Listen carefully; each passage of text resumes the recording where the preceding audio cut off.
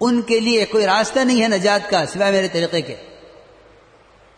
اور اگر تم نے موسیٰ علیہ السلام کے طریقے پر اب چلنے کا ارادہ کیا تو تم گمراہ ہو جاؤ گے.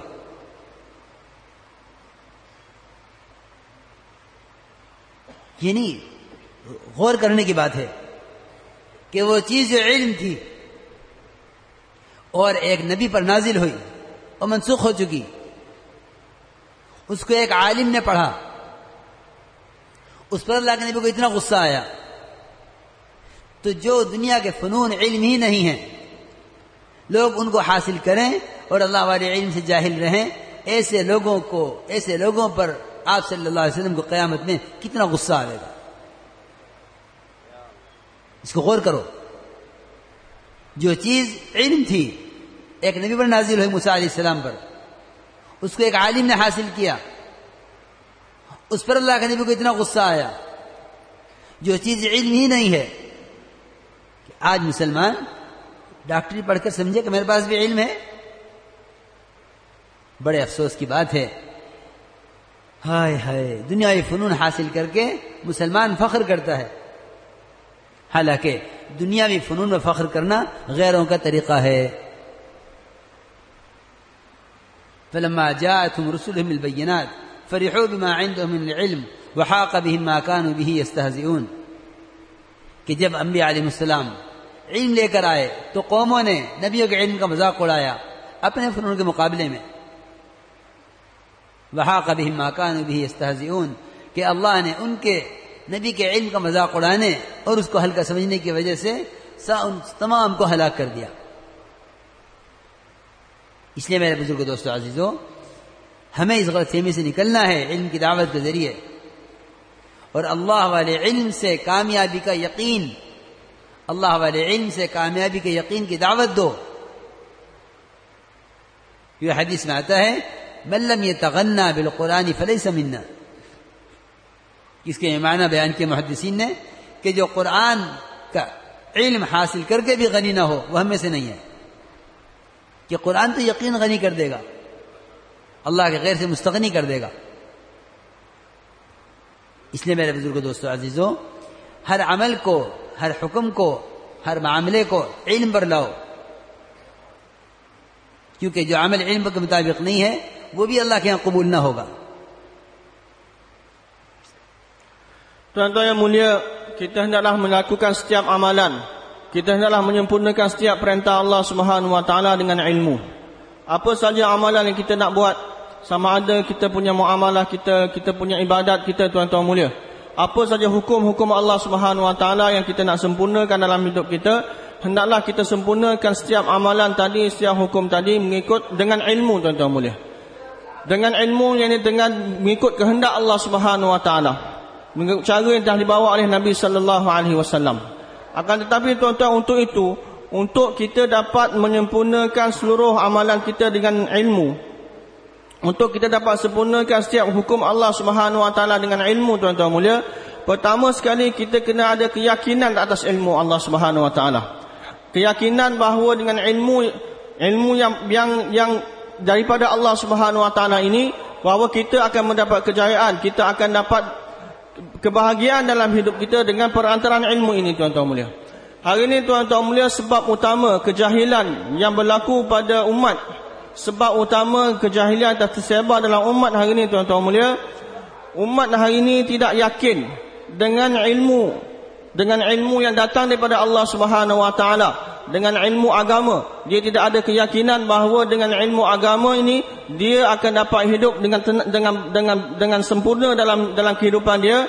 Tapi dia yakin bahawa dengan pengetahuan kemahiran dunia, dengan kemahiran dunia ni dia ada keyakinan bahawa bila saya dapat kemahiran dunia, saya akan berjaya dalam hidup saya. Tapi umat ni tidak ada keyakinan bahawa dengan ilmu agama dia akan dapat kejayaan dalam hidup dia. Ini sebab utama, tuan-tuan mulia, hari ini umat ni telah tinggalkan ilmu dan kejahilan telah tersebar dalam umat hari ini, tuan-tuan mulia. Sedangkan, tuan-tuan mulia, ilmu adalah sangat-sangat penting. Ilmu adalah sangat-sangat penting dalam agama. Sebagaimana pentingnya iman, sebagaimana pentingnya sembahyang dalam agama, begitulah pentingnya ilmu dalam agama, tuan-tuan mulia. Sebagaimana iman itu sangat-sangat penting. Sebagaimana sembahyang sangat-sangat penting, tuan-tuan mulia. Dituntut, dikehendaki oleh Allah Subhanahu Wa Taala dalam agama kita. Begitu juga ilmu, tuan-tuan, adalah perkara yang sama penting. Sebagaimana pentingnya iman dan sembahyang. Akan tetapi, tuan-tuan mulia, hari ini kerana kita tak rasa kepentingan ilmu, kita tidak ada keyakinan bahawa dengan ilmu agama ni, tuan-tuan mulia, kita akan dapat kejayaan, kebahagiaan dalam kehidupan kita. Tapi keyakinan orang Islam hari ini bahawa dengan ilmu-ilmu keduniaan, dengan pengetahuan-pengetahuan keduniaan yang mereka hasilkan, dengan pengetahuan-pengetahuan tersebut dia akan dapat kesenangan dalam hidup dia. Tapi dengan ilmu agama dia tak yakin bahawa dia akan dapat kebahagiaan dan kesenangan dalam hidup dia. Yang kedua, tuan-tuan mulia, kerana salah faham umat Islam hari ini kerana salah faham umat kita hari ini, tuan-tuan mulia, kita anggap semua pengetahuan ini sebagai ilmu. Kita anggap semua pengetahuan itu sebagai satu ilmu. Kemahiran pengetahuan tentang kedoktoran kita anggap ini sebagai satu ilmu. Kemahiran tentang engineering kita anggap ini sebagai satu ilmu. Kemahiran tentang pengetahuan tentang kemahiran dunia kita anggap ini semua sebagai ilmu. Sedangkan, tuan-tuan mulia, hakikatnya ilmu yang dianggap ilmu di sisi Allah Subhanahu Wa Taala adalah ilmu yang mana dengan ilmu tersebut satu orang itu dapat kenal Allah Subhanahu Wa Taala dan dapat tahu apa kehendak Allah terhadap diri dia. Inilah ilmu yang sebenar, tuan-tuan mulia. Ilmu, khulasa ilmu itu, tuan-tuan mulia, adalah soalan dalam kubur. Apabila malaikat tanya tentang 3 perkara. Satu, tentang Allah, kenal Allah Subhanahu Wa Taala. Yang kedua, kenal agama. Yang ketiga, kenal Rasulullah Sallallahu Alaihi Wasallam. Jadi pengetahuan ilmu tentang 3 perkara ni, tentang Allah, tentang sifat-sifat Allah, pengetahuan tentang agama, tentang pengetahuan tentang Rasulullah Sallallahu Alaihi Wasallam, inilah sebenarnya ilmu yang sebenar, yang hakiki, tuan-tuan mulia. Selain daripada itu, tuan-tuan, yang kita anggap ilmu, tuan-tuan, sebenarnya bukan ilmu. Itu adalah fan, itu adalah satu kemahiran. Dan kemahiran tersebut orang bukan Islam pun Allah SWT bagi. Mereka juga ada perkara-perkara tersebut. Ilmu yang sebenar, ilmu yang mana berkaitan dengan soalan-soalan malaikat dalam kubur tentang 3 perkara. Itulah ilmu yang hakiki, ilmu yang sebenar. Dan itulah ilmu yang dituntut dalam agama kita, yang menjadi fardu ain atas setiap orang Islam. Bukan fardu kifayah. Ilmu ni bukan fardu kifayah, tuan-tuan mulia. Bahkan ilmu adalah fardu ain atas setiap orang Islam. Setiap orang Islam kena kenal Tuhan dia. Setiap orang Islam kena tahu tentang agama dia, tentang perintah-perintah Allah yang berkaitan dengan kehidupan dia. Setiap orang Islam tentang tahu tentang sunnah-sunnah Nabi Sallallahu Alaihi Wasallam, kena kenal Rasulullah Sallallahu Alaihi Wasallam. Inilah ilmu yang sebenar, tuan-tuan mulia. Hari ini, tuan-tuan mulia, kita berbangga dengan ilmu dengan pengetahuan keduniaan yang kita ada. Kita berbangga dengan kemahiran dunia kita ada, dan kita rasa itu sudah cukup bagi kita. Oleh kerana itu, kita tak bagi tumpuan langsung pada ilmu-ilmu agama, ilmu yang kita dapat kenal Allah Subhanahu Wa Taala, ilmu yang kita dapat tahu apa perintah Allah Subhanahu Wa Taala. Dan kita berbangga dengan ilmu kedoktoran yang kita ada, ilmu seni pembinaan yang kita ada, ilmu tentang peladangan, perniagaan yang kita ada, dan kita berbangga dengan ilmu-ilmu tersebut, tuan-tuan mulia.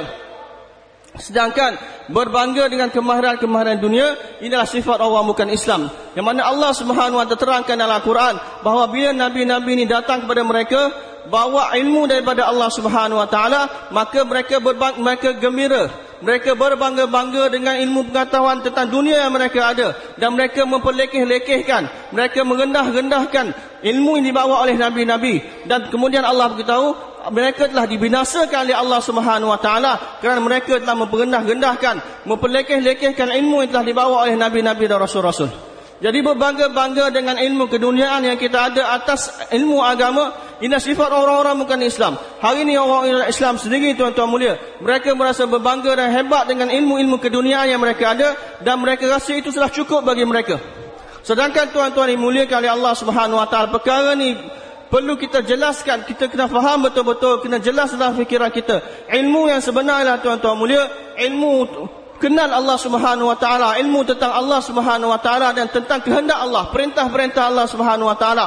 Bagaimana dalam setiap ketika dan setiap keadaan kita dapat tahu apa yang Allah hendak dari saya, apa perintah Allah terhadap diri saya dalam keadaan ini, apa yang Allah SWT perintah kepada saya dalam keadaan ini.